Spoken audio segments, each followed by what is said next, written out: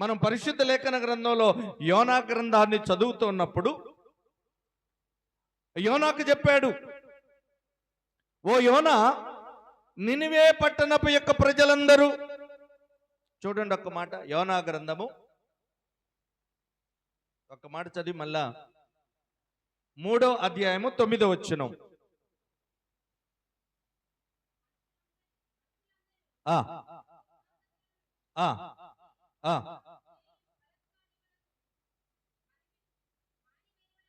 మానివేయవలయనని మనుషులేమి పశువులేమి సమస్తమును గోనె పట్ట కట్టుకొనవలయను,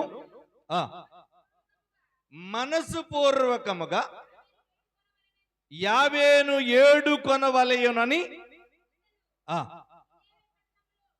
ఆ దూతలు నినివే పట్టణాన్ని నాశనం చేయడానికి వెళ్తున్నారు. చలమ్మ, ఓ యోనా, నీవు నినివే పట్టణానికి వెళ్ళమని చెప్పాడు. నినివే పట్టణపు యొక్క ప్రజలు ఏం చేస్తున్నారట? వాళ్ళ మనస్సుకు నచ్చినట్లుగా వాళ్ళ ఇష్టానుసారంగా బ్రతుకుతూ ఉన్నారు. యావే పట్టణాన్ని కాపాడని ఎడల కావలి కాయువారు మేల్కొని ఇండుట వ్యర్థమని వాక్యం చెప్తుంది. యావే పట్టణాన్ని కాపాడని ఎడల కావలి కాయువారు మేల్కొని ఇండుట వ్యర్థము, యావే ఇల్లు కట్టించని ఎడల కట్టువాని యొక్క ప్రయాసం వ్యర్థమన్నాడు. నేను మంచి ఇల్లు కట్టాలనుకుంటాడు, కానీ కట్టాలనుకునేవాడు అనుకుంటాడు, కానీ అది యావే ఇష్టమై ఉన్నదో లేదో ఇతను కనిపెట్టి ప్రార్థన చేసి ఆ ఇల్లు కట్టాలి. అలా కాకుండా నా దగ్గర 10,000 ఉన్నాయి అనుకోండి, నేను 10 లక్షల రూపాయలు ఇల్లు కట్టాలంటే అది సాధ్యం కాదు. అది యావే చిత్తమై ఉండాలి. ఒకవేళ యావే నీ చేత మంచి ఇల్లు కట్టాలనుకుంటే, యావే ఇల్లు కట్టించాలనుకుంటే కట్టువాని యొక్క ప్రయాసం వ్యర్థం కాదన్నాడు. యావే పట్టణాన్ని కాపాడని ఎడల కావలి కాయవారు మేలుకొని ఇండుట వ్యర్థమన్నాడు. అయితే యావే నిజంగా పట్టణాన్ని కాపాడకపోతే కావలి కాసేవారు మేలుకొని ఇండుట కూడా వ్యర్థమేనట. గ్రామం చుట్టూ కావలి కాస్తారు, కానీ ఆకాశము నుండి అగ్ని కురిపించడానికి ఆకాశంలో ఎవడు కావలి కాసేవాడు ఎవడు ఉండడు. అందువలన కావలి కాయటం కూడా నిష్ప్రయోజనమని వాక్యం చెప్తా ఉంది. అందుకే యావే పట్టణాన్ని కాపాడాలనుకుంటే, యావే పట్టణాన్ని రక్షించాలనుకుంటే ఆయన ఖచ్చితంగా పట్టణాన్ని కాపాడగలడు. అందుకే ఇక్కడ మనం నినివే పట్టణాన్ని చూసినప్పుడు, నినివే పట్టణము ఆ ప్రజలందరూ వారికి నచ్చినట్లుగా, వారి మనసుకు నచ్చినట్లుగా శారీరకంగా మానసికంగా ఏం చేస్తున్నారట? వాళ్ళు అనేకమైనటువంటి అసభ్యకరమైనటువంటి వారి యొక్క కార్యకలాపాలు చేస్తూ ఆ పట్టణమంతా కూడా నాశనం కావటానికి సిద్ధంగా ఉందట. ఆ పట్టణాన్ని కాపాడాలని యావే అనుకుంటున్నాడు. యావే పట్టణాన్ని కాపాడాలనుకుంటే ఆయనకు అసాధ్యమేం కాదు కనుక ఆ నినివే పట్టణాన్ని యావే తండ్రి కాపాడాలని అనుకున్నాడు కనుక ఆ పట్టణాన్ని కాపాడమని, ఓ యోనా, నా ప్రవక్తమైనటువంటి నీవు నినివే పట్టణానికి వెళ్ళు, అక్కడ ఉన్నటువంటి ప్రజలందరికీ ఇదిగో మీకు ఆకాశం నుండి అగ్ని కురవబోతా ఉంది, పట్టణం నాశనం కాబోతా ఉంది, మీరు ఎక్కడైనా మారు మనసు కలిగి మీరు ఉపవాస దినమును ప్రతిష్ఠించుకొని ప్రార్థన చేయండి అని చెప్పమని పంపిస్తే ఆ ప్రజలు సామాన్యమైనటువంటి వారు కాదయ్యా, ఎవరు వెళ్ళిన వారిని చంపేసేటువంటి యొక్క గుణలక్షణాలు కలిగిన వాళ్ళు కనుక వాళ్ళ దగ్గరికి నేను వెళ్ళను. కావాలంటే నేను తార్సీసు పట్టణానికి వెళ్తా, అక్కడ అందరూ అనేకులు మేము చెప్తే వినేవాళ్ళు ఉన్నారు, వాళ్ళకన్నా వెళ్ళి సువార్త ప్రకటిస్తాము. ఇక్కడికి వెళ్ళిన వీళ్ళు ఎలాంటి వాళ్ళట? వీళ్ళు క్రొవ్వెక్కిన హృదయాలు కలిగిన వాళ్ళట, లోబడని స్వభావం కలిగిన వాళ్ళట, మృగము వంటి అంటే మృగాలు ఏం చేస్తాయి? మనుషులను భక్షిస్తాయి. మృగము మనుషులను భక్షిస్తుంది. ఈ నినివే పట్టణంలో ఉన్నటువంటి ప్రజలు ఎలాంటి వాళ్ళట? మృగాలట. అంటే తల్లి తండ్రి తారతమ్యం లేనటువంటి ప్రజలు, భయంకరమైనటువంటి స్థితిలో ఉన్నటువంటి వారు. ఆ ప్రజల దగ్గరికి వెళ్ళి మీరు మారు మనసు కలిగి బ్రతకండి, లేకపోతే యావే పట్టణాన్ని మరి శిక్షిస్తాడని చెప్తే వాళ్ళందరూ నా మాట వినరు కనుక అక్కడికి వెళ్ళి చెప్పటం ప్రయోజనం లేదని అనుకున్నాడు. కానీ యావే అనుకుంటున్నాడట, ఆ పట్టణము నాశనం అయిపోవటం నాకు ఇష్టం లేదు కనుక ఓ యోనా, నీవు నినివే పట్టణానికి వెళ్ళి నీవు నినివే పట్టణ యొక్క ప్రజలకు మారు మనసు నిమిత్తం నీవు రక్షణ సువార్త చెప్పమని చెప్తే,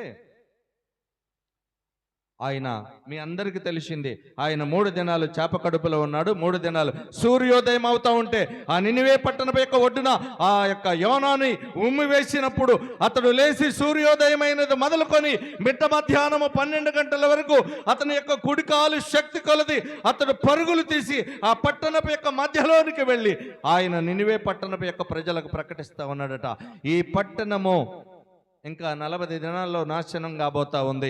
ఇకనైనా మీరు మారు మనసు కలిగి మీరు ఉపవాస దినమును ప్రతిష్ఠించుకోండి అని ఈ నినివే యొక్క పట్టణంలోకి వెళ్ళి ఈ యోనా ప్రకటన చేస్తే, ఆ నినివే పట్టణపు యొక్క ఇంటికి వెళ్ళినాక చదవండి, ఆ నినివే పట్టణపు యొక్క రాజట వెంటనే తన రాజవస్త్రాలను తీసి, తన నెత్తి మీద ఉన్నటువంటి కిరీటమును తీసి, తన రాజవస్త్రాలను తీసి ఏం కట్టుకున్నాడట?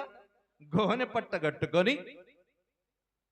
మీ ఇంట్లో అందరూ ఇప్పుడంటే ట్రెండ్ మారిపోయింది, పెద్దవాళ్ళకి అమ్మ వాళ్ళకి తెలుసు. పూర్వకాలంలో వంట చేయాలంటే దేంతో చేసేవాళ్ళు? కట్టెలతో చేసేవాళ్ళు. ఇప్పుడు కట్టెలతో చేసేవాళ్ళని అసలు కనుమరుగైపోయారు. ఎవరు కట్టెలతో వంట చేసేవాళ్ళు లేరు. ఒకవేళ ఎవరైనా ఉంటే వాళ్ళ చిన్నచూపు చూస్తున్నారు. అప్పు చేసైనా కానీ చెప్పండి, అప్పు చేసైనా గ్యాస్ కొంటున్నారు తప్ప కట్టెల మీద వండుకునే వాళ్ళు ఎవరు ఈరోజు లేరు. మీరు పొయ్యి వెలిగించిన తర్వాత పొయ్యిలోని ఏం దొరికింది? పొయ్యిలో బూడిద దొరికింది. అది తెచ్చి ఎవరైనా ఇంట్లో దాచుకుంటారా? దాన్ని ఎక్కడ పోస్తారు? బూడిదని దాన్ని వెలుపటకు తీసుకెళ్లి పనికి రానటువంటి పెంట కుప్ప మీద వేస్తారు. ఈ నినివే పట్టణపు యొక్క రాజట ఇప్పుడు ఆ యొక్క బూడిద తీసుకొని ఎక్కడ పోసుకున్నాడట? అతడు తన తల మీద పోసుకొని, అతడు గోనె పట్ట కట్టుకొని, అతడు బూడిదలో కూర్చొని ప్రార్థన చేస్తా ఉన్నాడట. రాజే బూడిద పూసుకొని, రాజే గోనె పట్ట కట్టుకొని, అతడు రాజవస్త్రాలను తీసి బూడిదలో కూర్చొని ప్రార్థన చేస్తా ఉంటే ఆ ప్రజలందరూ ఏం చేస్తారట? ప్రజలందరూ కూడా అదే పని చేశారట. అంటే ఇప్పుడు ఉపవాస దినం వలన ఉపయోగమా లేదంటారా? ఇప్పుడు ఆ పట్టణంలో ఉన్నటువంటి రాజు ఉపవాస దినమును ప్రతిష్ఠించకపోతే ఆ పట్టణం ఖచ్చితంగా సమూలంగా నాశనం అయిపోయేదే. అలా నాశనం కాకుండా ఉండాలని రాజు ఈ నినివే పట్టణం యొక్క ప్రజలని బాగు చేయాలని వెంటనే తన మనసు మార్చుకొని అతడి యొక్క వస్త్రాలను తీసి అతడు గోనె పట్ట కట్టుకొని బూడిద పూసుకొని ఆ దానిలో ఆ బూడిదలో కూర్చొని ప్రార్థన చేస్తున్నాడు. అయ్యా, ఎన్ని దినాలు నీవు నిజమైనటువంటి రక్షకుడు అని మేము అంగీకరించలేకపోయాము. మేము చేసిన అపరాధములను బట్టి మా పిల్లల దోషం, మా దోషం మా పిల్లల మీదకి రాకుండానట్లుగా ఇదిగో ఈ పట్టణాన్ని కాపాడు అని ఈ పట్టణపు యొక్క రాజు ప్రార్థన చేస్తూ ఉంటే ప్రజలందరూ పంక్తులు తీరి వారి గుడారాలలో ఉపవాస దినమును ప్రతిష్ఠించుకొని ప్రార్థన చేస్తూ ఉన్నారట. హల్లెలూయా, గడియద హల్లెలూయా. ప్రార్థనలో విడుదలున్నది, ప్రార్థనలో శక్తి కలదు. ఏ కుటుంబంలోనైతే ప్రార్థన ఉంటుందో, ఏ పట్టణంలోనైతే ప్రార్థన ఉంటుందో, ఒకవేళ యావే దృష్టికి విరోధముగా జీవించినప్పటికీ తన మనసు యావే వైపు త్రిప్పుకొని బలము పొందుకొని ఎవరైతే ఉపవాస దినమును ప్రతిష్ఠించుకొని ప్రార్థన చేస్తారో ఆ పట్టణమే కాదా, కుటుంబమే కాదా, సంఘమే కాదు, అది నానాటికి ఫలించునుగాక. హల్లెలూయా. ఏ కుటుంబం అయితే ఉపవాస దినమును, ఏ సంఘం అయితే ఉపవాస దినమును, ఏ పట్టణం అయితే ఉపవాసమును ప్రతిష్ఠించుకొని ప్రార్థన చేస్తారో ఆ సంఘము, కుటుంబం, దేశం, ఆ ప్రాంతం అంతా కూడా అది ఆశీర్వదించబడిద్దట. అలా ఆశీర్వదించబడాలంటే మనకు వాక్యంలో చెప్పిన మాట, మీరు ఉపవాస దినమును ప్రతిష్ఠించుకొనుడి. ఉపవాసం వలన ఆ శరీరం ఏమైపోద్దట? బలహీనమైపోద్దట. వ్రత దినం మనకి సహజంగా మన గుడారాల్లో వ్రతం మన కుటుంబాలలో వ్రతం ఆచరించరు. ఎవరు ఆచరిస్తారు? దాని యొక్క ఉద్దేశం ఏంటి? అన్యులు ఏం చేస్తారు? వ్రతం ఒక గోపురం కానీ, ఒక ఇల్లు కానీ, ఒక పెళ్లి కానీ చేసిన తర్వాత ముఖ్యులందరిని పిలుచుకొని వాళ్ళు ఈరోజు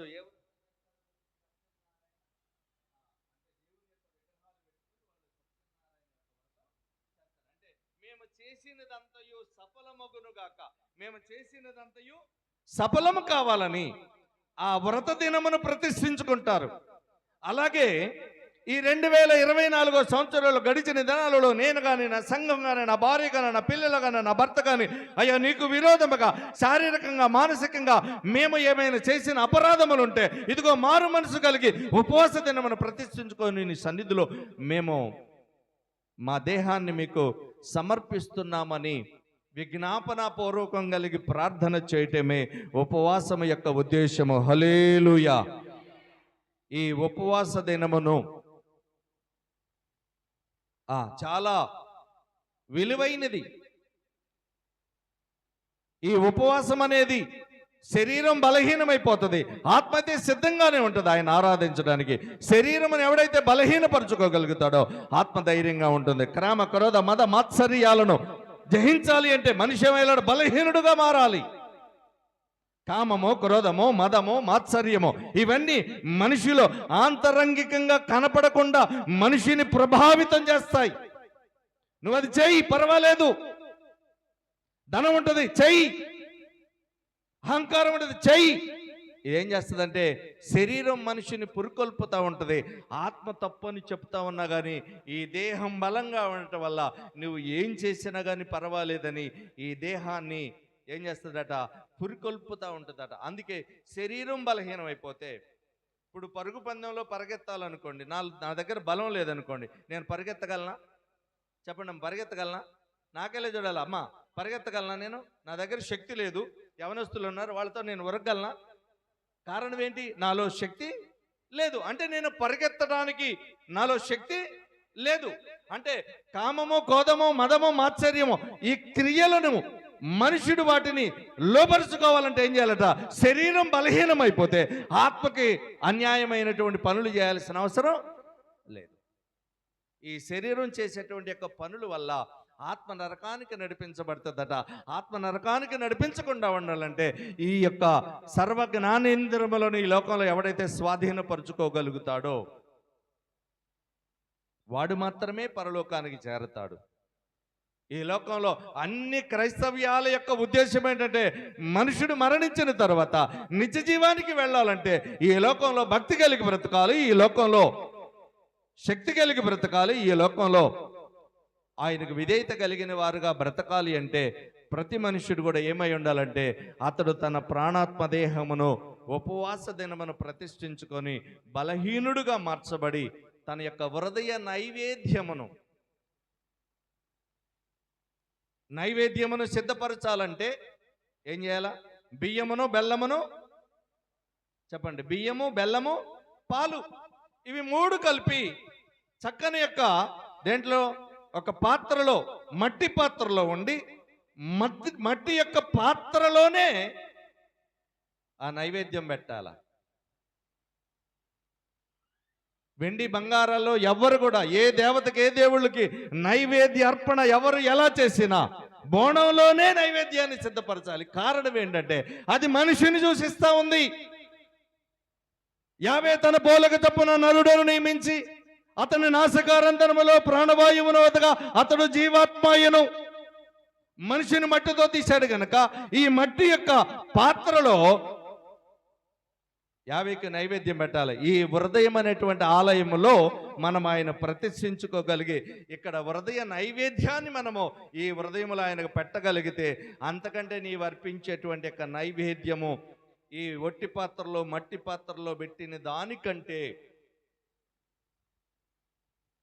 విలువైనది అని పరిశుద్ధ లేఖన గ్రంథం సెలవిస్తా ఉంది. అదే యావేలు గ్రంథం 2వ అధ్యాయము 15వ వచనం. త్వరగా యావేలు గ్రంథం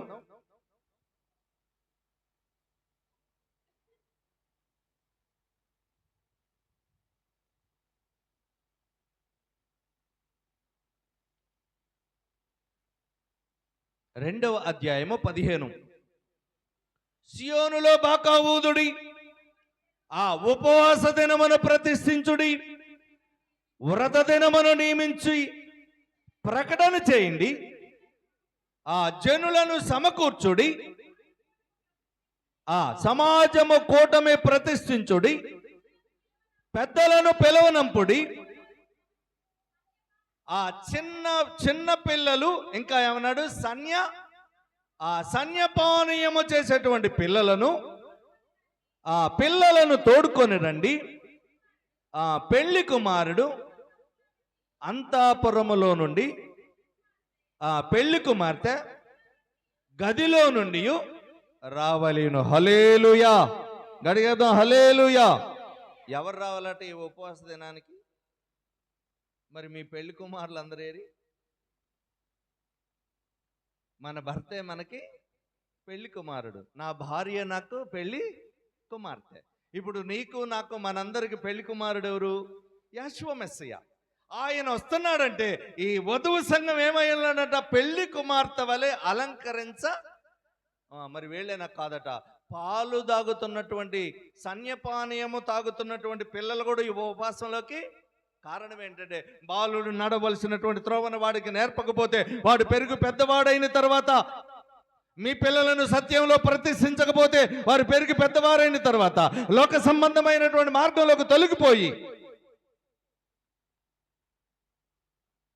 వారు పాపంలోకి పడిపోతారేమోనని చిన్నపిల్లల్ని ఏం చేయాలట? ప్రతిష్ఠ చేయాలట. అబ్రహాము అమ్మగారండి, అబ్రహాము 8వ దినాన ఏం చేసిందట? 8వ రోజున ఏం చేసింది? సున్నతి చేసి ప్రతిష్ఠ చేశారట. అంటే ఇప్పుడు పిల్లల్ని ఏం చేయాలి? సంటి పిల్లలు, పాలు తాగే పిల్లలు కానివ్వండి, పురుషులు కానివ్వండి, ఇంకా అక్కడ ఏం చెప్పాడంటే, మీరు జనులందరినీ సమకూర్చుడి అని చెప్పాడు. ఎందుకంటే జనులందరి యొక్క క్షేమమే మన యొక్క క్షేమం. అందరూ క్షేమంగా ఉండాలి, మనము క్షేమంగా ఉండాలి. మీ పాలు తాగుతున్న చాలామంది అనుకుంటారు, హలో స్త్రీలు మందిరాలకు వచ్చినప్పుడు నేను సంఘంలో అదే చెప్తాను, మీరు రావటమే కాదమ్మా, మీ పిల్లలు కూడా తీసుకొని రావాలి. కారణం ఏంటంటే, వాడు మందిరానికి రాకపోతే ఏమవుతాడట? వాడు తర్వాత చెడిపోతాడు. అందుకే మీ పిల్లలను మందిరానికి తీసుకొని రావాలి. ఇంకా వాక్యం ఏముంటుందంటే, మీ చంటి పిల్లలు సన్యపానీయం తాగే పిల్లలు కూడా మందిరానికి రావాలి. ఎందుకంటే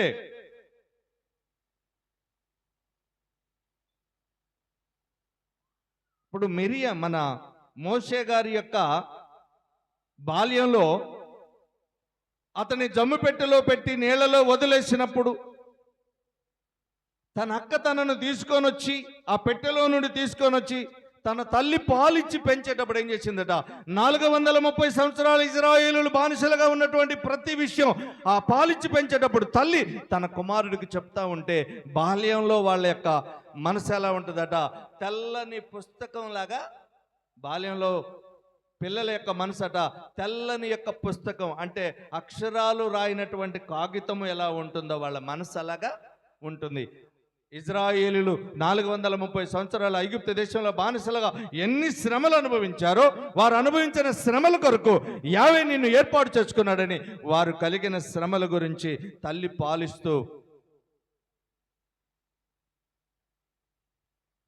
ఆమె మోషే, అహరోను, చెప్పండి వాళ్ళ అక్క మిరియామ, ఆమె ఏం చెప్పిందట? అక్కదే చెప్పేదట. తర్వాత తన తల్లి అదే అన్ని విని చివరికి ఏం చేశాడట? ఇజ్రాయేలీలందరినీ కూడా విడుదల కలిగించి ఆయన పాలు తేనెలు ప్రవహించే కానాను దేశానికి తీసుకొని వచ్చాడట. హల్లెలూయా, హల్లెలూయా. అంటే తల్లి ఆనాడు బాల్యంలో ఉన్నటువంటి స్థితిలో తల్లి తనకు జ్ఞానాభ్యాసం చేయించకపోతే అతడు పెరిగిన తర్వాత చాలామంది అనుకుంటారు, ఇంట్లో కొంతమంది పిల్లలకి ఆ ఇంట్లో బాధ్యత పట్టదే. ఎందుకంటే వాళ్ళకి ఎప్పుడు మనం చెప్పిన సందర్భం లేదు. ఇప్పుడే వాళ్ళకి చెప్తే వాళ్ళకి ఏమీ అర్థం కాదు. అంటే కుటుంబం యొక్క స్థితిగతులు ఏంటో వాళ్ళకి బాల్యం నుండే నేర్పాలి. మనం ఎక్కడి నుండి వచ్చా, మన యొక్క గమ్యం ఏంటి, మన యొక్క పరిస్థితి ఏంటని పిల్లలకి ప్రతిదీ కూడా వాళ్ళకి నేర్పితే వారు పెరిగి పెద్దవారైతే సత్యం నుండి తొలగిపోరు. అందుకే ఇక్కడ వాక్యం అంటుంది, మీ పిల్లలకు కూడా ఎందుకు ఉపవాసం ఉండాలంటే మనందరం చేసిన అపరాధములు, మన దోషములు పోవునట్లుగా ఆయన మందిరంలోకి వచ్చాయా. ఒకవేళ తెలిసి తెలియక చేసిన పాపము, అపరాధం ఉంటే మమ్మల్ని క్షమించమని విజ్ఞాపన భారం కలిగి యవన కన్య కడవలో నీళ్ళెత్తుకొని వచ్చి భుజం మీద ఉంచి వంచిద్దా, భుజం దించి వంచిద్దా చెప్పాలి, నాకెళ్ళే చూడాలి. ఒక యవన కన్య కడవలో నీళ్లు తీసుకొని వచ్చి భుజం మీద ఉంచి భుజము మీద ఉంచి నీళ్ళు ఉంచిద్దా, భుజము మీద నుండి దించి నీళ్ళు ఉంచిద్దా? ఎందుకని వంచాలి? భుజం మీద ఉంచి ఎందుకు?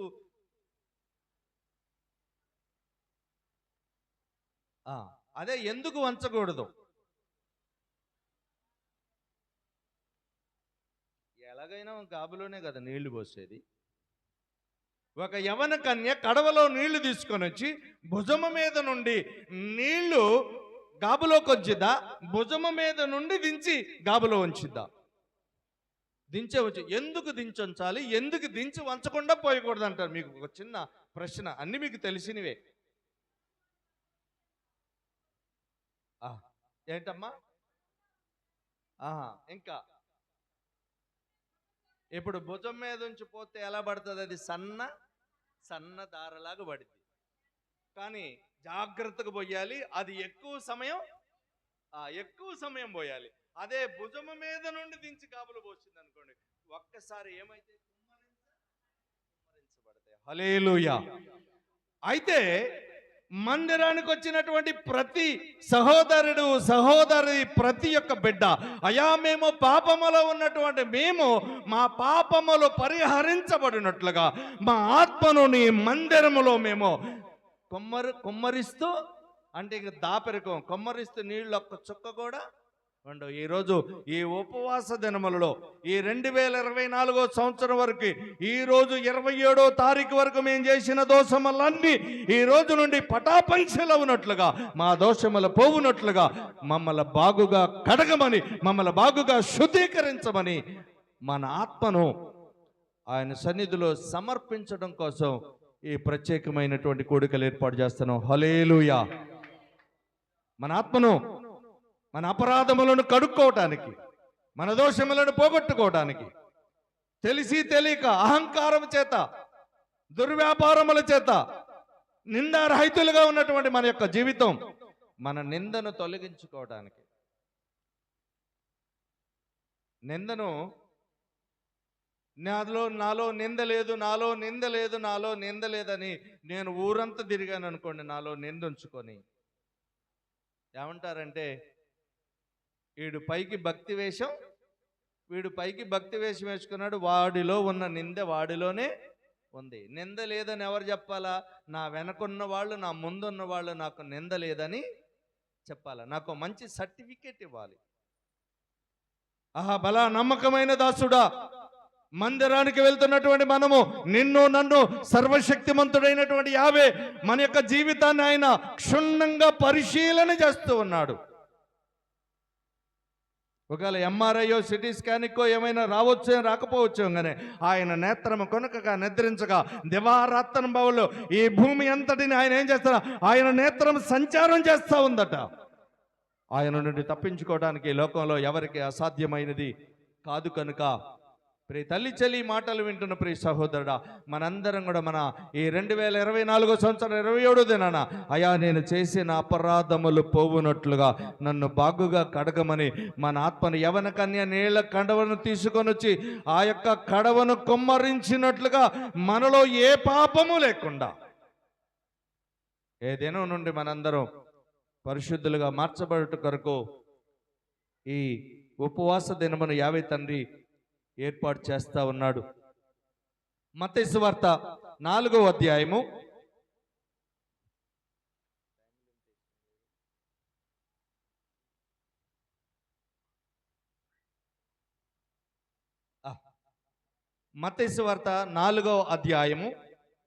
2వ వచనం. త్వరగా అమ్మా. 40 దినములు 40 రాత్రులు ఆ ఉపవాసం ఉండిన పిమ్మట ఆయన ఆకలిగొనగా ఆ శోధకుడు ఆయన వద్దకు వచ్చి, చాలమ్మా, యాషోవ మెస్సీ వారు ఎన్ని దినాలు ఉండట? 40 దినాలు అన్నాడు. 40 రాత్రులు, 40 పగళ్ళు. మనం 4 రోజులకే నకనకలాడిపోతున్నాం. 4 రోజులకే మనం నకనకలాడిపోతున్నాం. మా ఉపవాస దినములు కంప్లీట్గా అయిపోతే చాలు. చాలా మంది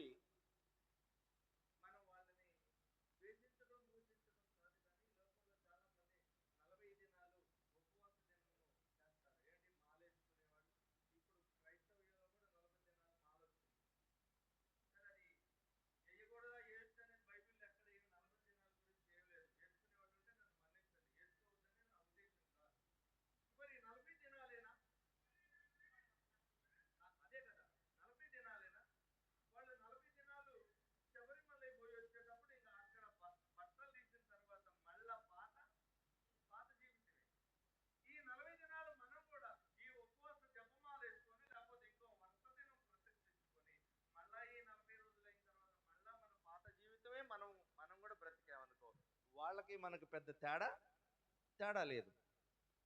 కనుక వాక్యం ఏమంటుందంటే, సాతానుడు ఎప్పుడు నిన్ను ఎలా లోపరుచుకోవాలని చూస్తాడు. ఒక యవనస్తుడు ఉన్నాడు. యవనస్తుడు కోరిక దేని మీద ఉంటుంది? అందమైన కన్య మీద ఉంటుంది. నాకు ఒక రమ్యమైన భార్య కావాలి, లేకపోతే నన్ను ప్రేమించే అమ్మాయి కావాలి, నన్ను ప్రేమించే యవనస్తుడు కావాలని యవన కన్య తన మనస్సంతా యవ్వనం మీదనే ఉంటుంది. మరి ముసలోళ్ళకి దేని మీద ఉంటుంది? ముసలోళ్ళకి ఏముంటుంది? బాగుపడే కొడుకులు. తనకు 9 కొడుకులుంటే 9 కొడుకుల్లోని బాగుపడే కొడుకులందరినీ పక్కన పెట్టి చెడిపోయిన కొడుకు కొరకు ఆ తండ్రి ఏడుస్తూ ఉంటారు. కారణం ఏంటంటే ముగ్గురు బాగా బ్రతుకుతున్నారు. అయ్యో, వీడు ఒక్కడు వాళ్ళలో కలవలేకపోతున్నాడని ఈ తల్లి తండ్రి ఏం చేస్తారంటే ఆ చెడిపోయినటువంటి కొడుకు గురించి దివారాత్రం బహుళ వృద్ధులు వాడి కోసం ఏడుస్తూ ఉంటారు. ఇప్పుడు యవనస్తుడు ఆశ కలిగి ఉన్నది మంచిదే, సంతోషం. కానీ దానికంటే కూడా వృద్ధులు తన పిల్లల కొరకు ఏం చేస్తారట? ముగ్గురు బాగా బాగుపడ్డారు, ఒకడు చెడిపోయాడని ఆ చెడిపోయిన వ్యక్తి గురించి ఈ తల్లిదండ్రులు విజ్ఞాపన భారం కలిగి వాళ్ళకున్నటువంటి ఇష్ట దైవాలు, ప్రార్థనకి వెళ్ళేవాడైతే మందిరానికి యాషోవ మెస్సీ లేదంటే యేసు ప్రభు అలా ప్రార్థన చేస్తారు. లేకపోతే రకరకాలైనటువంటి 3 దేవతలు కలిగినటువంటి దేశం కనుక వాళ్ళకు నచ్చిన దేవుళ్ళని బట్టి వారు ఆరాధిస్తారు. అయ్యా, నీవు నిజంగా నా ఆరాధ్యుడు నీవే అయితే నాకున్నటువంటి కష్ట నష్ట అభ్యంతర ఆటంకాలను తొలగించమని వారు విజ్ఞాపన ప్రార్థన చేస్తూ ఉంటారు. వారి యొక్క విశ్వాసాన్ని బట్టి వారికి వస్తున్నటువంటి ఆశీర్వాదాలను బట్టి వారు ముందుకు సాగుతూ ఉంటారు. హల్లెలూయా. అందుకే సాతానుడు యాషోవ మెస్సీయానే శోధించింది. నిజంగా నీవు 50 కుమారుడు అయితే ఈ రాళ్లను రొట్టెలుగా మార్చని ఆయన్నే ఏం చేసిందట? సాతాను శోధించిందంట. మన ఉపవాసం ఉంటే మన ఇంట్లో వాళ్ళు బలమైన పని వస్తుంది. నిజంగా నాకు ఈరోజు రావడానికి డేట్ ఇచ్చాను కానీ కుదరలే. నేను ఎస్కేప్ అవుదాం అనుకున్నా. నాకున్న పరిస్థితిని బట్టి అయ్యా నేను ఈరోజు రాలేను, నాకు వేరే పని ఉందని చెప్దాం అనుకున్నా. కారణం ఏంటంటే పరిస్థితులు. సాతాను ఏం చెప్తాడు? ఎంతకంటే నాకు బలమైన పని ఒకటి తీసుకొచ్చి అక్కడ పెట్టాడు, అది నేను పోతే తప్ప పని కాదు. ఇప్పుడు నేను రాకపోయినా అయ్యా సామేల్ గారు మీ సంఘానికి మీరే వాక్యం చెప్పుకోండి అంటే ఏం చేస్తాడు? ఒప్పుకున్న మేళానికి వాయించకుండా తప్పదు కదా. మేళం ఒప్పుకున్నాక ఏం చేస్తారమ్మా? అది దినం కానీ పెళ్లి కానీ. మేళం ఒప్పుకున్నాక అప్పుడు అడిగేటప్పుడు చెప్పలేదు, అది అయ్యా పెళ్లి మేళమా సావు మేళం అని అడగలేదు. మేళం అన్నారు, ఒప్పుకున్నాం. ఇప్పుడు అది సావు మేళం. మరి ఇప్పుడు బావలా వద్దా? ఒప్పుకున్నాక వాయించకుండా తప్పాల్సిన అవసరం లేదు. మరి నేను ఆయనకు మాట ఇచ్చిన వాస్తవంగా ఇప్పుడు వీడికి రావటానికి నాకు కుదరలే. ఈరోజు నేను రావటానికి అవకాశం లేదు, నేను వెళ్తే నా పని అయితే కనుక నేను రాలేనాయే చెప్పుదాం అనుకున్నా. కానీ మనసు ఆయన పిలవక పిలిచాడు నన్ను. ఎంత దగ్గరున్నా పిలవక పిలిచాడు. ఆయనంటే కొంచెం మనసులో ఒక రకమైన ప్రేమ ఎక్కువ ఆయనకి నా మీద, అందుకని పిలవడు అనమాట. ప్రేమ ఉన్నోళ్ళు ఎవరు పిలవరు. ఇక పిలవక పిలిస్తే ఈరోజు నేను రాలేనని చెప్తే బాగోదు కనుక సరే 50 నాకు పరీక్ష అనమాట, నేను కూడా వెళ్ళాలా వద్దా అని. కానీ ఏదేమైనా తండ్రి చిత్తం, నేను వెళ్ళాలి, ఆత్మీయ బిడ్డలతో కొంత సమయాన్ని పంచుకోవాలి, అదే నా శరీరానికి నా దేహానికి శక్తి అని, అది రేపైనా ఎల్లుండైనా అది సెకండరీ అని చెప్పి ఇక్కడికి రావడం జరిగింది. హల్లెలూయా. అందుకే ఆయన 40 దినాలు ఆయన ఉపవాసం ఉన్నాడట. ఎందుకంటే ఆయన అప్పగించబోతున్నటువంటి దినాలు రాబోతా ఉన్నవి కనుక ఆయన ఉపవాస దినమును ప్రతిష్ఠించుకొని శరీరాన్ని ఏం చేసుకుంటున్నట, బలహీనపరుచుకుంటున్నాడట. మరి యాశ్వ మెస్సయ్యాకే 40 దినాల ఉపవాసం ఉంటే మరి మనం ఎన్ని దినాలు ఉండాలి? సంవత్సరానికి 4 రోజులు కాదు, మనం కూడా 40 రోజులు ఉన్నా ఏం అభ్యంతరం లేదు. కానీ మనం కూడా ఏమైనా ఆత్మను ఏం చేయాలట, మన ఆత్మను ఆయనకు సమర్పించుకునేవారుగా ఉండాలి. దానం చేసిన దాన్ని మళ్ళా తిరిగి, మీ ఇంటికి ఎవరైనా అడుక్కునే వాళ్ళు వచ్చారు, వాళ్ళకు 10 రూపాయలు ఇచ్చారు, మీరు ఇంట్లోకి వెళ్ళి చూస్తే లేవు, ఇచ్చింది తెత్తారా? తెత్తేమంటారు? ఇచ్చిన మాట చేసిన దానాన్ని, చేసిన మేలుని తిరిగి మళ్ళీ అడిగితే వాడు కృతజ్ఞనుడు అంటారు. అంటే కృతజ్ఞత లేనివాడు. చేసిన మేలును, చేసిన దానాన్ని తిరిగి ఎవడు అడిగినా వాడు మంచివాడు కాడు. అంతకంటే నీకు ఎన్ని కష్టాలు, నష్టాలు, ఇరుకులు, ఇబ్బందులు ఎన్నొచ్చినా తప్ప చేసిన దానం, మై పాలసీ ఎప్పుడు నేను ఇవ్వాలనుకుంటా. నా జీవితంలో చేయి చాపటం అంటే నాకు ఎంతవరకు తెలియదు. నేను ఎవరి దగ్గరికి వెళ్ళి నేనేం అడగను. ఈ రోజుకి నేను 23 సంవత్సరాలు నేను పరిచర్యకి వచ్చి హైదరాబాద్కు, ఖమ్మం కాదు, ఎక్కడ ఎవరి దగ్గరికి వెళ్ళి నా అవసరాల నిమిత్తం మీరు నాకు సహాయం చేయండి అని ఈ రోజుకి 1 రూపీ కూడా అడిగిన సందర్భం లేదు. హల్లెలూయా. 50 నన్ను ఎప్పుడు నేను ఇవ్వడానికే ఇష్టపడతా. నా మొబైల్, నా అకౌంట్ చూసుకోండి, ₹1 ఉండదు. ఏ రోజుకి ఎన్ని వేలు కావాలో ఆయన ఏర్పాటు చేస్తూనే ఉంటాడు. ఏ రోజు నేను ఇంతవరకు ఎక్కడ కూడా దాచిన సందర్భం లేదు. అది నా వ్యక్తిగత అవసరం కాదు కానీ చెప్తున్నా. 50 మనం మన యొక్క జీవితాన్ని ఆయనకు సమర్పించగలిగితే, ధనం మీద వ్యామోహం లేకుండా ఉంటే, స్త్రీ మీద వ్యామోహం లేకుండా ఉంటే, ద్వేషం లేకుండా ఉంటే, అపవిత్రత లేకుండా ఉంటే, మన హృదయాన్ని ఆయన సమర్పణ చేసుకోగలిగితే, ఆయన నిన్ను ఉన్నతమైనటువంటి స్థితిలో, నిన్ను, నీ భార్య, నీ పిల్లలు, నీ కుటుంబాన్ని ఆకాశములో నక్షత్రముల వలె ఒక దేహమునకు నిన్ను తలగా ఉంచుతాను కానీ తోకగా ఉంచను. అందుకే అంతటి శక్తి కలిగినటువంటి మనందరి రక్షకుడు ఎవరైనా యాశ్వ, ఆయన్ని సాతాను వచ్చి అడుగుతుందట, నీవు నిజముగా 50 కుమారుడు అయితే ఈ రాళ్లను రొట్టెలుగా చేయి అంటుందట. చేసుకొని తినొచ్చు కదా, ఎందుకు నువ్వు ఉపవాసం ఉంటున్నావు? ఆయన అన్నాడు, ఓ సాతాను, నా దగ్గర నుండి దూరంగా వెళ్ళిపోయి, ఇంకా నా సమయం కాలేదు. మరి ఆయన్నే శోధిస్తే మనం ఎంత? ఉపవాస దినం ఉందాం అనుకుంటే, నేను ఉండలేను అక్కయ్య, నేను 4 రోజులు ఉపవాసం ఉండలేను. కారణం ఏంటంటే శరీరం బలహీనమైపోతే ఎవరు నిలవలేం. ఈ ఆరోగ్యమే మనకు మహాభాగ్యం. అనారోగ్యంతో ఎవరు ఏమీ చేయలేము. కానీ ఎప్పుడైతే మన హృదయాన్ని మనం ఆయనకి అర్పించగలుగుతామో, ఆయన నీకు, నాకు, మనందరికీ సదాకాలము ఆయన అదే 2వ అధ్యాయము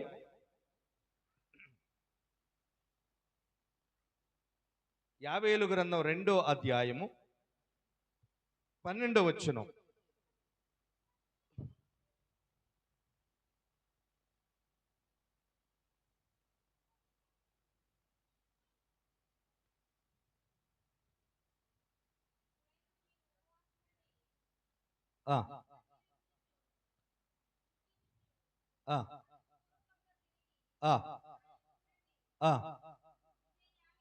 చాలు. భక్తుడు అంటున్నాడు, ఇప్పుడైతే మీరు ఉపవాసం ఉండండి. ఈ ఉపవాసం ఎలా ఉండాలి? కన్నీళ్లు విడిచేదై ఉండాలి. కన్నీళ్ళు ఎందుకు వస్తాయి? కన్నీళ్ళు ఎప్పుడు వస్తాయమ్మా? ఇంకా భలేగున్నారు, బాధలోనే ఉంటాయి. చెప్పండి రా తల్లి, ఎప్పుడొస్తాయి కన్నీళ్ళు? అది బాధే కదా, బాధే, కన్నీళ్ళు అంటే బాధ ఉన్నప్పుడు కన్నీళ్ళు వస్తాయి. ఇంకా ఎప్పుడు వస్తాయి? ఆ, మీకు కొడుకు కలిగాడు, లేకపోతే మీకు కూతురు ఉంది, పెళ్లి చేశారు, 20 ఏళ్ళు అయింది, 30 ఏళ్ళు అయింది, లేదా 25 ఏళ్ళు అయింది, అప్పటి వరకు పిల్లలు లేరు. మీ కూతురు మీకు ఫోన్ చేసి, అమ్మా నేను కన్సీవ్ అయ్యాను, నేను గర్భము ధరించానని చెప్పింది అనుకోండి, అప్పుడు మీరు ఏం చేస్తారు? ఉక్కిరి బిక్కిరై నవ్వుతారు, ఏడుస్తారు. అప్పుడేమొస్తాయి? అప్పుడు కూడా కన్నీళ్ళు వస్తాయి. కన్నీళ్ళు తీగా ఉంటాయా, ఉప్పుగా ఉంటాయా? ఏమ్మా, కన్నీళ్ళు ఉప్పుగా ఉంటాయా, తీగా ఉంటాయా? నాకు వినపట్లే. ఎందుకని? ఎందుకని? పోనీ మీ యొక్క నోటిలో ఉండేటువంటి నాలుక కింద లాలాజల గ్రంథులు ఉంటాయి, అది తీయగా ఉంటుందా, ఉప్పగా ఉంటుందా? ఎందుకని? ఇప్పుడేమో ఇందాకేమో ఉప్పగా అన్నారు, ఇప్పుడేమో తీయగా అన్నారు. ఏనేది అన్ని అయ్యగారు వచ్చాను తెగమకలు చెప్తాడు, ఏంది మాకు వచ్చి అనుకుంటున్నారు. మన శరీరంలో ఇనుము, iron, boron, silicon, magnesium, calcium, sodium మట్టిలో కూడా ఉంటాయి. పొలాలకు ఏం చల్లుతారు? మేము పొటాష్ వేస్తాను, మేము భాస్వరం వేస్తాను అంటారు.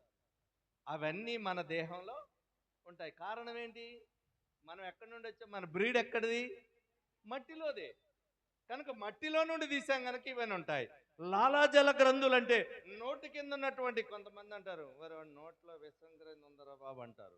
ఏమంటారు కొంతమంది? వాళ్ళు ఏది చెప్తారే ఇది, వాడి నోట్లో విషం ఉందరా బాబు అంటారు. అది విషప గ్రంథి అంటారు అనమాట. మన నోటిలో నాలుక కింద లాలాజల గ్రంథులు ఉంటాయి. అవేమో తీపినిస్తాయి. మన కంటిలోనేమో కంటి యొక్క బాష్ప బిందువులు ఉంటాయి, అవేమో ఉప్పునిస్తాయి. కన్ను ఎంత మేలు చేస్తుందో తెలుసా? కన్ను రాత్రి పగులు కన్ను ఏడుస్తూనే ఉంటుంది. మీరు ఎవరైనా నమ్ముతారా? మీ కన్ను రాత్రి పగులు ఏడుస్తూనే ఉంటుంది. మీకేం తెలుసు అయ్యగారు? మా కన్ను ఏడిచేది మాకే తెలియదు, కానీ మీకేమీ తెలుసు. మీరు రాత్రిపూట పడుకున్న తర్వాత కంటిలో చిన్న సమస్య వస్తే ఒక ఐ డ్రాప్ చేస్తే అది ఎక్కడికి వస్తుంది? ఇప్పుడు కంటిలో చుక్కేసా, వెరీ గుడ్. కంట్లో ఇక్కడ కొలికిలో ఒక చుక్కేస్తే అది గొంతులోకి, అంటే మనం మాట్లాడాలంటే ఈ టంగ్ పనిచేయాలంటే కన్ను నిత్యము నీరు కారుస్తూనే ఉండాలి. ఇప్పుడు నేనేం చేస్తాను? మాట్లాడుతా నీళ్లు తాగుతా అంటే దాన్ని ఏం చేస్తానా? తేమ చేస్తా ఉన్నా అంటే కన్ను నాకు ఇవ్వాల్సినంత నీరు సరిగా ఇవ్వకపోవటం వల్ల, నాలుగు తడిగా ఉంటేనే మాట వస్తుంది కనుక కన్ను మనకు తెలియకుండా అవి నీటినిస్తా ఉంది. ఆ బాష్ప బిందువులు ఏం చేయాలట? ప్రతి సహోదరి వేకువజామున లేచి మోకాళ్ళు వేసి, నీ సన్యపానీయం తాగుతున్నటువంటి పిల్లలు, యవన కాలంలో ఉన్నటువంటి నీ భర్త, యవన కాలంలో ఉన్నటువంటి నీ పిల్లల కొరకు వేకువజామున లేచి ఏం చేయాలట? కన్నీళ్లు కార్చే స్త్రీగా ఉండాలి. హల్లెలూయా. ఎంతమంది ఇక్కడ వాక్యం చెప్తుంది? మీరు ఉపవాస దినమున ప్రతిష్ఠించి మీరు కన్నీరు విడుచుచు మీరు దుఃఖపడాలట. మీకు అంత అర్థం కావటానికి అవన్నీ తీసుకొచ్చా నేను. అంటే కన్నీళ్ళు ఏంటి? దుఃఖాన్ని చూసేస్తాయట. ఆ దుఃఖం ఎక్కడ కనపడాలంటే మన ముఖంలో కనపడాలి. మన కన్నీళ్ళు, మన బాష్ప బిందువులు కనపడాలి. మీరే మంచి వ్యవసాయం చేస్తున్నారు, మంచి మిరప తోట, లేకపోతే మంచి మొక్కజొన్న పైరు, ఇంకా రకరకాల పంట వేశారు. దానికి నీళ్లు లేవు. అమ్మ వినాలి, దానికి నీరు లేదు. ఏమవుతుంది? ఆ పంట అంతా ఎండిపోతుంది. ఇంకా 2-3 రోజుల్లో, 4 రోజుల్లో, 5 రోజుల్లో నీళ్లు పెట్టకపోతే ఆ పంట అంతా సమూలంగా ఎండిపోయే స్థితి ఉంది. ఆ స్థితిలోని నీవు నీళ్లు కట్టావనుకోండి, ఆ పైరు ఎలా ఉంటుంది?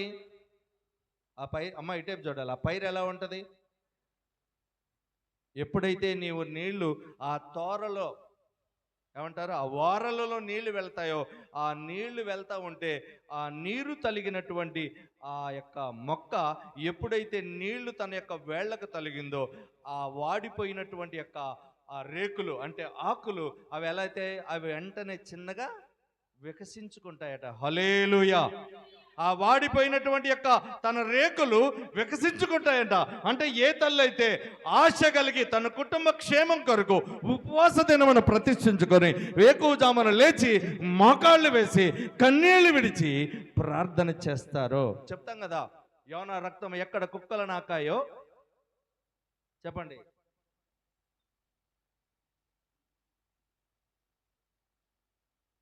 నాబోతు యొక్క రక్తం ఎక్కడ కుక్కలు నాకాయో. నాబోతు ఎవరు తీసుకున్నారు? ఆయన తోట రాజు తీసుకున్నాడు. ఆ రాజు తన తోట తీసుకొని అతని దొంగ తాకీదు రాయించి అతని రాళ్లతో దైవదూషణ చేశాడు.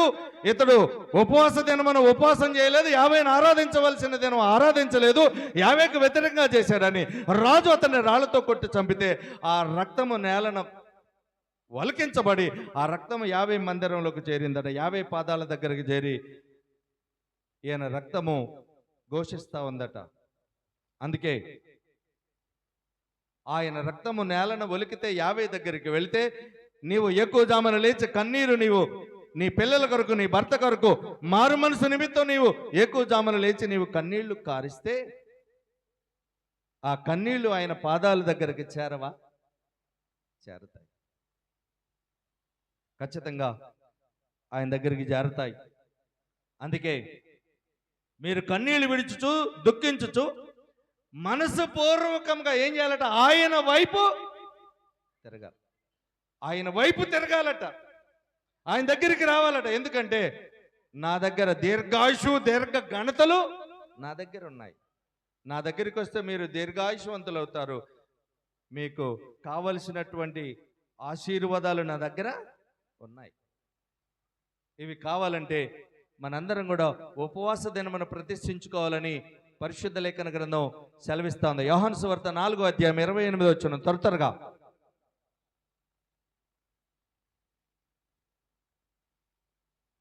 యోహాను సువార్త 4వ అధ్యాయం 28వ వచనం.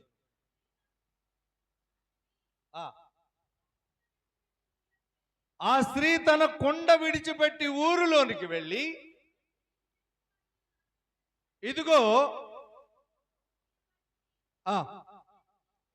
ఇదిగో నేను చేసినవన్నీ నాతో చెప్పిన వాడిని మీరు చూడటానికి రండని ఆ స్త్రీ వెళ్ళిందట పట్టణంలోకి. ఏ స్త్రీ? యాశ్వమసే వారిని అన్నీ మీకు తెలిసినయే పాపంలోకి పడేయటానికి వచ్చిందట.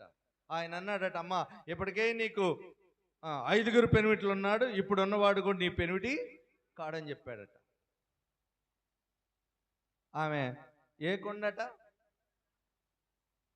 ఆమె ఇప్పుడు నీళ్ళ కోసం, ఇందాక మళ్ళీ నీళ్ళ కోసం ఎప్పుడు పోతారు స్త్రీలు? పొద్దున్నే పోతారు, లేదంటే మరి ఎప్పుడు పోయింది? మధ్యాహ్నం 12 పోయింది. అంటే ఏం కేవలం నీళ్ళ కోసం పోయినావా? కాదు, ఏం పని వేరు, ఏమి క్రియల వేరు, ఈమె పని వేరే ఉంది. కానీ ఆమె అంటుంది, ఇదిగో నేను చేసినవన్నీ నాతో చెప్పిన వాడిని చూశాను. ఎందుకంటే ఇదిగో ఉన్నటువంటి భర్తలు 5 వాళ్ళు వీళ్ళు గారు, ఇప్పుడు ఉన్నవాడు కూడా నీ భర్త కాడు, ఆయన కూడా నీ భర్త అనుకొని వచ్చావని చెప్తే ఈమె వెళ్ళిందట. ఈమె వెళ్ళి ఇదిగో నేను చేసినవన్నీ నాతో చెప్పిన వాడిని. ఆయన అన్నాడు, అమ్మ సమరయులకి యూదులకి సాంగత్యం లేదన్నాడు. అంటే సమరయులు తక్కువ జాతి వాళ్ళు, యూదులు ఎక్కువ జాతి వాళ్ళు. అంటే సమరయులు యూదులను వివాహం చేసుకునే వాళ్ళు కాదు, అసలు వాళ్ళతో వ్యభిచారం చేయటానికి కూడా వాళ్ళు అంటరాని వాళ్ళు. మీతో మాకేం పని అని అంటూ ఆమె వెళ్ళిందట. నేను చేసినవన్నీ నాతో చెప్పిన వాడిని చూశాను అని చెప్పి ఆమె ఆ పట్టణంలోకి వెళ్ళిందట. వినాలన్న హల్లెలూయా. నీకిష్టమైన నైవేద్యముగా ఆరాధన ఉండని, నా ఆరాధన ఉండని, ఆరాధన ఉండని, నా ఆరాధన ఉండని.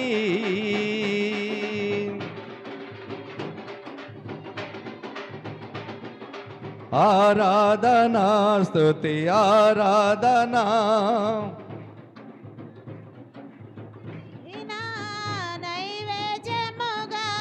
ఆరాధన వండనే నా ఆరాధన వండనే ఆరాధన వండనే నా ఆరాధన వండనే నా జీవితము తొనకలైనా బలిపీఠముపై భస్మమైన నా జీవితము తొనకలైనా బలిపీఠముపై దహన బలి హోమమై సముఖములో చేరనే హల్లెలూయా దహన బలి హోమమై నీ సముఖములో చేరనే ఆరాధన స్తుతి ఆరాధన ఆరాధన స్తుతి ఆరాధన ఆరాధన స్తుతి ఆరాధన ఆరాధన స్తుతి ఆరాధన నీకిష్టమైన నైవేద్యముగా నీకిష్టమైన నైవేద్యముగా ఆరాధన వండనే నా ఆరాధన వండనే ఆరాధన వండనే నా ఆరాధన వండనే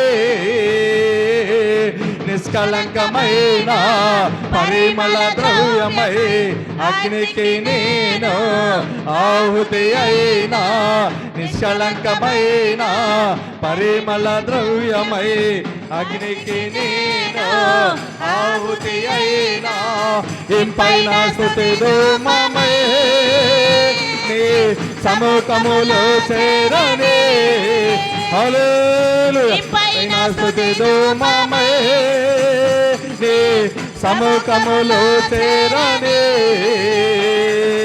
ఆరాధన స్తుతి ఆరాధన ఆరాధన స్తుతి ఆరాధన ఆరాధన స్తుతి ఆరాధన ఆరాధన స్తుతి ఆరాధన హల్లెలూయా హల్లెలూయా హల్లెలూయా హల్లెలూయా ఎంతమంది ఈరోజు అయ్యా నా జీవితం తునకలైపోయినా నేను నిష్కలంకులుగా మారాలి, కళంకము లేనివాడిగా నన్ను మార్చయ్యా, నా దేహము శిథిలమైపోయినా ఈ ఉపవాస దినములో నా మీద ఉన్నటువంటి నిందలు అవమానాలు తొలగిపోవునట్లుగాని మనందరం కూడా మన హృదయ నైవేద్యాన్ని ఆయనకి సమర్పించాలి. ఎస్తేరు గ్రంథం 4వ అధ్యాయము మిమ్మల్ని విడిచిపెట్టలే ఇప్పుడు 2:30 ఎస్తేరు గ్రంథము 4వ అధ్యాయము 15వ వచనం. అప్పుడు ఎస్తేరు మీరు పోయి చదవాలి అమ్మా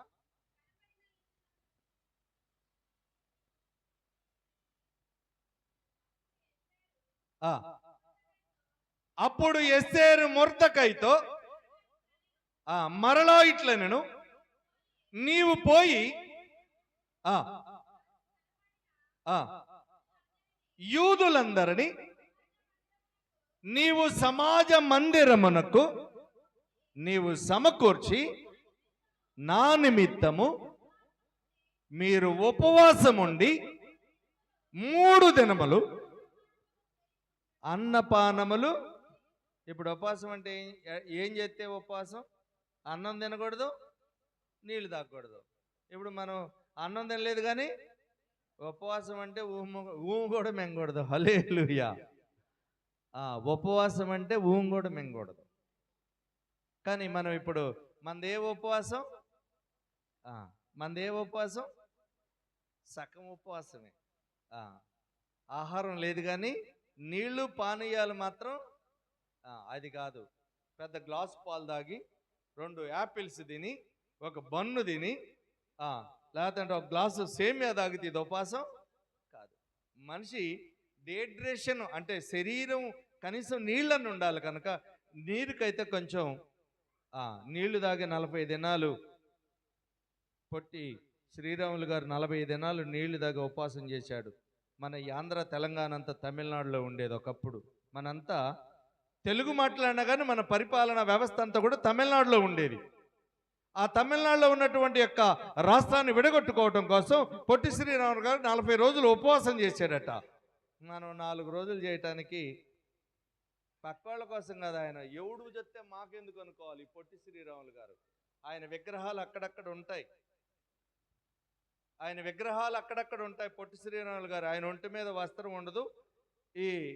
ఇక్కడ నుండి నడువు నుండి కింద వరకు కేవలం పంచ మాత్రం ఉంటుంది, బట్టతలగా ఉంటుంది. చిక్కిపోయి ఉంటాడు మనిషి 40 దినాలు. అయ్యా, మా తెలుగు ప్రజలందరినీ మమ్మల్ని పాలించుకోవడానికి మాకు సపరేట్ రాష్ట్రం కావాలి, మాకు ఇవ్వమని బ్రిటిష్ వాళ్ళు పాలన చేస్తున్న కాలంలో మన రాష్ట్రాన్ని విడగొట్టమని ఆయన 40 రోజులు ఉపవాసం చేశాడట.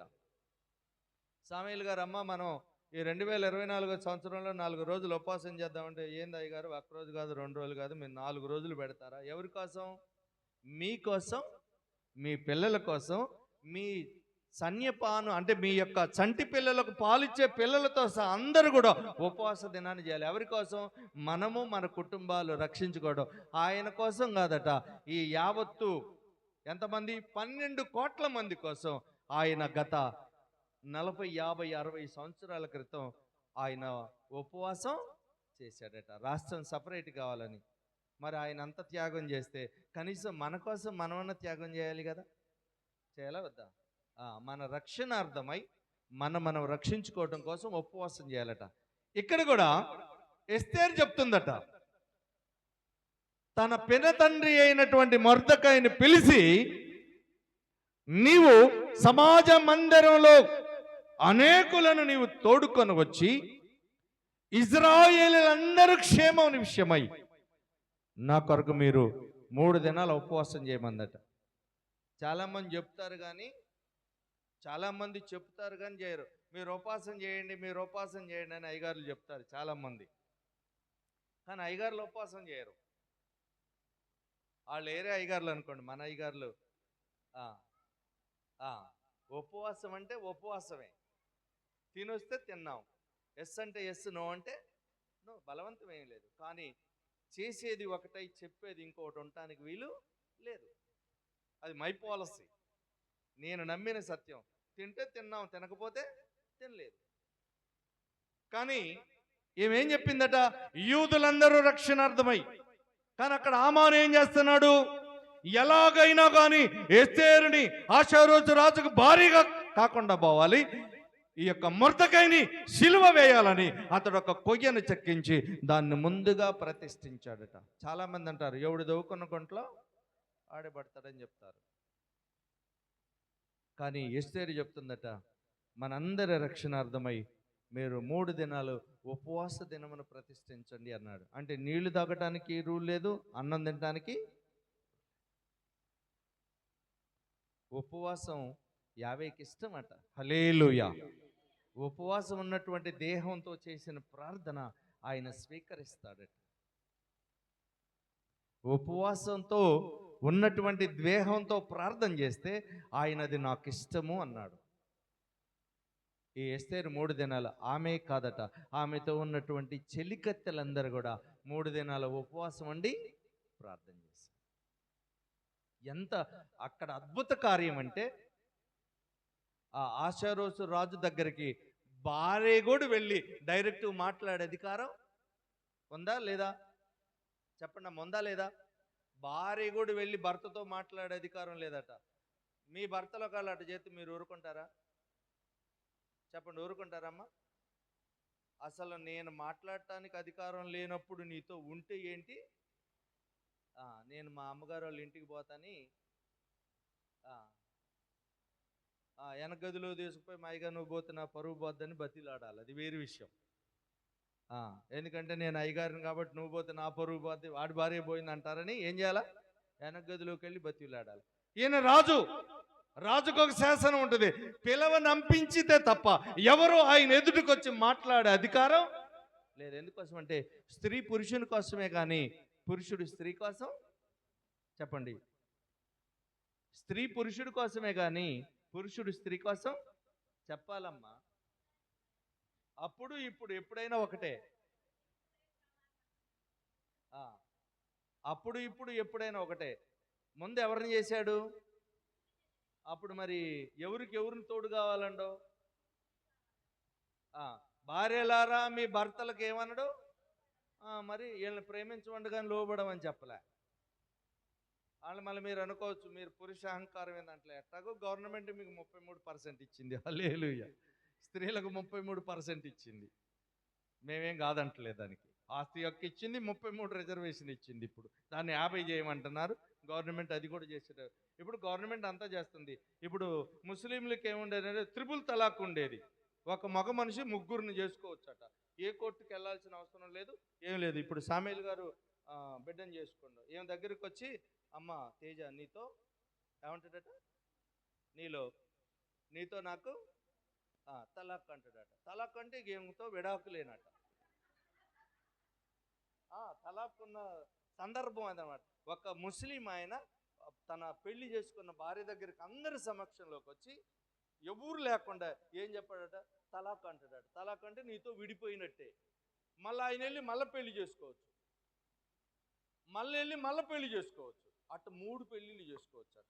మన దగ్గర అయితే అటు 7 ఊళ్ళు పిలవాలి, ఇటు 7 ఊళ్ళు పిలవాలి. ఒక పరిష్కారం చేయడానికి 14 ఊళ్ళు పిలిస్తే కానీ 3 రోజులు చేస్తే పంచాయతీ తగ్గదు. కానీ ముస్లిమ్స్లో అలాంటిది లేదు. త్రిబుల్ తలాక్ అనమాట. 3 సార్లు తలాక్ తలాక్ తలాక్ అంటే ఆమెతో విడాకులేనట. ఇప్పుడు గవర్నమెంట్ ఏం చేసింది? ఆ చట్టాన్ని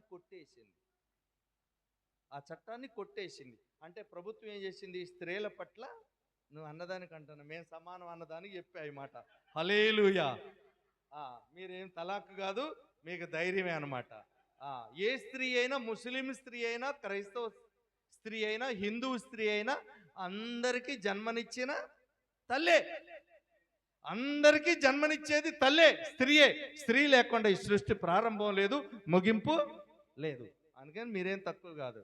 అందుకే స్త్రీలలో ఆశీర్వదించబడిన దానని మరేనన్నాడు, ఏ పురుషుడు అనలే.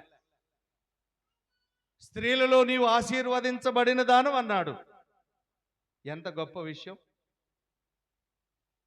అందుకని ఈమె 3 దినాలు వ్రత దినాన్ని ప్రతిష్ఠించవు. ఎందుకు?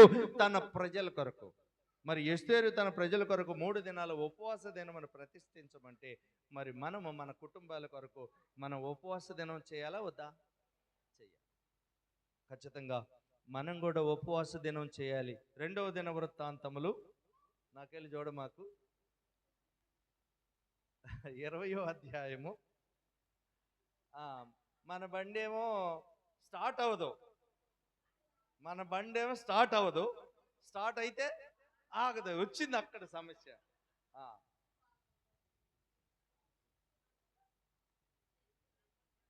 2వ దిన వృత్త ఈ వంతున సాయంత్రం రేపు ఇంకా ఆకుండా చెప్పన్నా, ఎలోహిం మనకు ఆ టంగ్ ఇచ్చాడు, ఆ వాక్శక్తి ఇచ్చాడు. ఎంతసేపు అయినా, ఎన్ని గంటలైనా అనర్గళంగా మాట్లాడటానికి 50 కృప చూపాడు, హల్లెలూయా. 300 పాటల గొక్క దిప్పుకోకుండా పాడగలను నేను, హల్లెలూయా.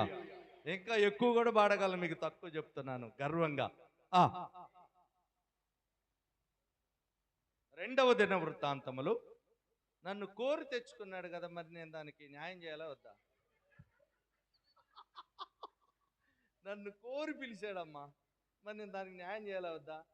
ఎలీసాయి గారిని పిలితో వచ్చింది, ఏదో పొడి మేళ 2 చెప్పిపోయింది అంటాడా? ఈయన అందరికంటే మేధావి సేవకులలో, మామూలుడు కాదు ఈయన. చదవాలి.